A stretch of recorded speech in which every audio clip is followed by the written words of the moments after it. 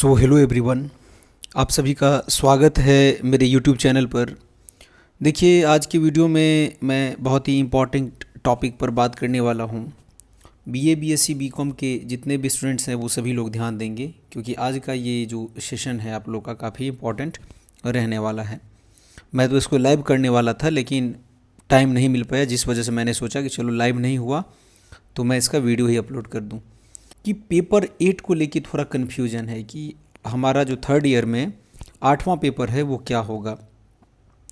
तो पेपर 8 पर हम लोग बात करेंगे कि पेपर 8 किनका किनका होगा और किनका नहीं होगा, किसका किसका पेपर 8 होगा, टोटल कितने पेपर का परीक्षा होगा आपका। उसके बाद थोड़ा ये भी जान लेंगे कि कितने मार्क का आपका एक पेपर होगा। उसके बाद 5वां पेपर कौन सा होता है। वैसे तो सभी को पता होगा, लेकिन एक बार फिर मैं इसको बताऊंगा, बार बार क्लियर कर लेना बेहतर होता है। और मैथ का जो 8th पेपर है वो क्या है वो भी मैं आपको समझाने वाला हूँ इस वीडियो में। सारा कुछ आपको क्लियर हो जाएगा, ये पांचों पॉइंट जो लिखा हुआ है इसमें। तो वीडियो को स्टार्टिंग से एंड तक ज़रूर देखिएगा। आगे बढ़ने से पहले बता दूं कि टेलीग्राम चैनल जो लोग नहीं ज्वाइन किए हैं, टेलीग्राम चैनल ज्वाइन कर लीजिएगा, जिसका लिंक डिस्क्रिप्शन बॉक्स में दिया हुआ है। वहाँ पर आपको सारा नोट्स मटेरियल का PDF और आने वाले समय में अगर आप PG करोगे तो PG का भी कॉन्टेंट देखने को मिल सकता है, तो उसको ज्वाइन कर लीजिए। आइए बात करते हैं पेपर 8 पर। क्या कन्फ्यूज़न है पेपर 8 को लेके, सबसे पहले बता दूं मैं आपको कि कई सारे ऐसे छात्र हैं जिनको लगता है कि उनका 8वां पेपर होगा, और कई सारे ऐसे छात्र जिनको लगता है उनका 8वां पेपर। आइए हम लोग सबसे पहले देखते हैं कि 8वां पेपर किनका किनका होगा। 8th पेपर, 8वां पेपर किनका किनका होगा वो लोग ध्यान देंगे। यहाँ पर मैं सारा क्लियर कर रहा हूँ आपको, और किनका नहीं होगा ये भी आप लोग समझ लोगे। देखिए, मैथमेटिक्स का जो 8वां पेपर होता है वो आप चूज कर सकते हो, उसमें 3-4 ऐसा ऑप्शन दिया हुआ है। तो 8वां पेपर जैसे मान लीजिए आपका मैथ वालों का होगा, आप बोलोगे कि और किसका होगा, जैसे हिस्ट्री का 8वां पेपर का एग्ज़ाम होगा, ठीक है, एक्सटर्नल एग्ज़ाम। जैसे कि पॉलिटिकल साइंस का होगा, पोल साइंस का। चौथा अगर आप देखो इसी में आपका इको का होगा। उसके बाद आपका मान लीजिए इकोनॉमिक्स हो गया, पॉलिटिकल साइंस हो गया, हिस्ट्री हो गया, मैथ हो गया।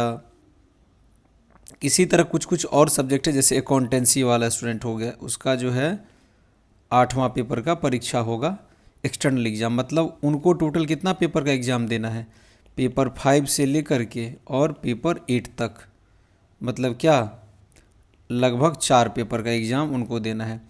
और पेपर 8 किनका नहीं होगा, 8th पेपर किनका नहीं होगा, जैसे मान लीजिए जूलॉजी वाले जो स्टूडेंट हैं, मतलब जिस भी सब्जेक्ट में प्रैक्टिकल है उनका 8वां पेपर का एग्ज़ाम नहीं होगा। सिर्फ पेपर 7 तक ही आपका एक्सटर्नल एग्ज़ाम होगा। 8वां पेपर 100 मार्क का आपका क्या होता है, वो प्रैक्टिकल एग्ज़ाम होगा।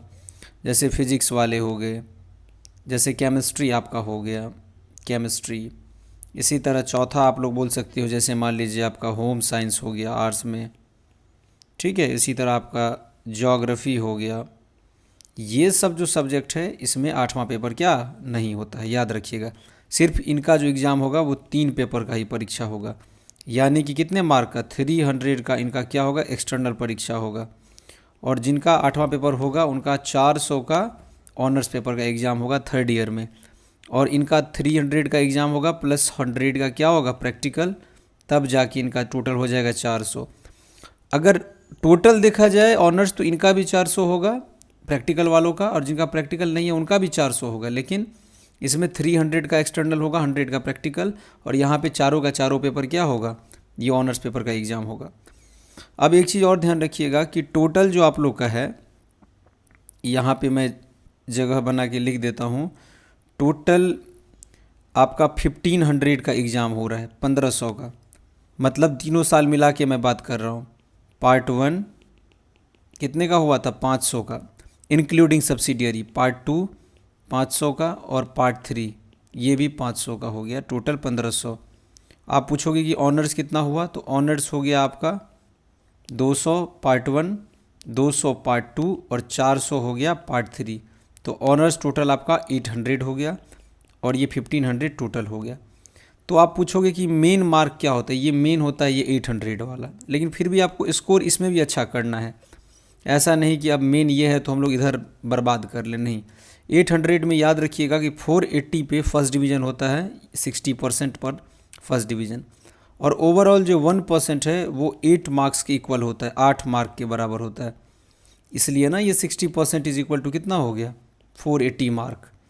मान लो अगर आपका 75% आ रहा है, इसका मतलब कितना मार्क हुआ, इसका मतलब हो गया लगभग आपका 600। 75 को आप मल्टीप्लाई कर दीजिए 8 से तो 600 हो गया। तो कितना में 600 आउट ऑफ 800, ऐसे आप बोल सकते हो कि ये इतना बराबर कितना हो गया 75%। ये आपका ओवरऑल रिजल्ट बनता है इस तरह से 75% तीनों साल मिला करके।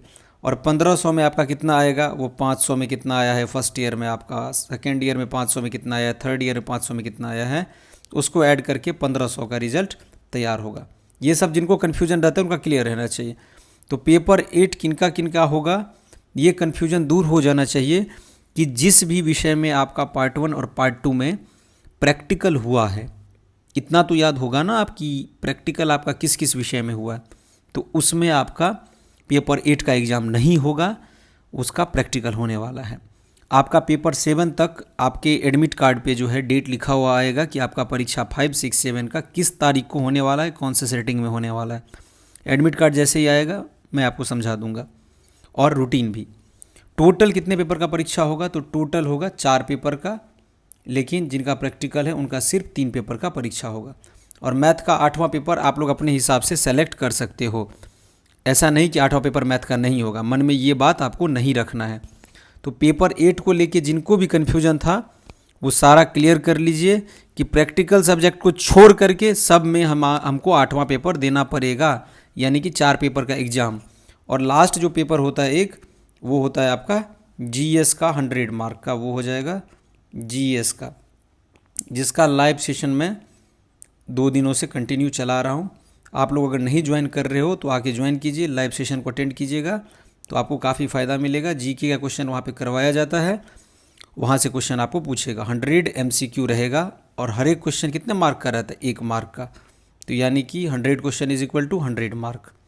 यहाँ पे आपका सब्सिडियरी पेपर नहीं होता है थर्ड ईयर में। जिन बच्चे को नहीं मालूम है वो जान लीजिए कि सब्सिडियरी पेपर के बदले यहाँ पे क्या आ जाएगा, जीएस 1 पेपर। और सब्सिडियरी के बदले वैसे भी तो आपका 2 ऑनर्स पेपर बढ़ गया ना, 2 ऑनर्स पेपर आपका क्या हो गया, बढ़ गया। तो सब्सिडियरी पेपर सिर्फ 2 साल ही होता है। उम्मीद करता हूँ बेहतर ढंग से मैं आपको समझा पाया हूँ। अगर नहीं फिर भी आप समझे हो तो कमेंट बॉक्स में ज़रूर लिखिएगा, आगे मैं उसको क्लियर करूँगा। अगर कोई लाइव सेशन आएगा ना तो उसमें आगे पूछिएगा, मैं आपको क्लियर कर दूंगा। लेकिन मुझे नहीं लगता है कि इतना बता देने के बाद आपको टोटल को लेकर के कि कितने का परीक्षा होता है, टोटल ओवरऑल उसमें कैसे रिजल्ट तैयार होता है, मेन मार्क आपका किसका होता है। तो मेन मार्क्स जोड़ा जाता है ऑनर्स पेपर का, ये आप लोग ध्यान रखोगे।